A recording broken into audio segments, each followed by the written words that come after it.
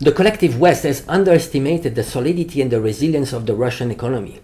If we were to compare Russian economy in PPP terms, purchasing power parity, which is a more appropriate calculation for GDP, the Russian economy would be at the same level of the German economy, the largest European economy, with a high level of technology and industrialization, but also two very important elements: self-sufficiency.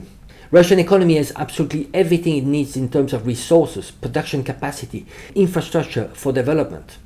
It is also backed by vast resources in commodities. It is the world's largest producer in energy and agricultural product. The West here has done a huge miscalculation in sanctioning Russia. They thought they could destroy Russian economy, same as they did with Iraq, Iran, Venezuela. How naive. Instead, the sanctions created a paradigm shift, the acceleration of the de-dollarization.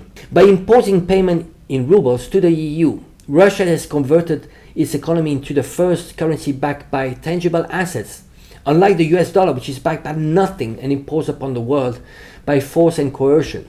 Another shift is the acceleration of economic power from west to east, from the old imperialistic world to the Global South Alliance under the BRICS, which stands for Brazil, Russia, India, China, and South Africa. All combined, the non-collective West economies are much larger than the collective West.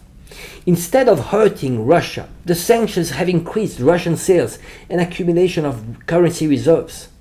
Instead, the collective West will end up with high inflation, paying much more for its imports, and the collective West has to bear the cost of 4 million Ukrainian refugees.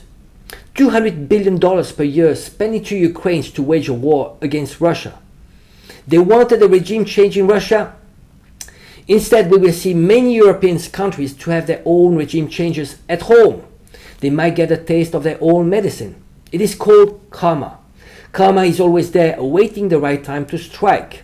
This is maybe the payback time for the collective West. Hopefully also an awakening to the reality of a new multipolar world and the end of Western imperialism.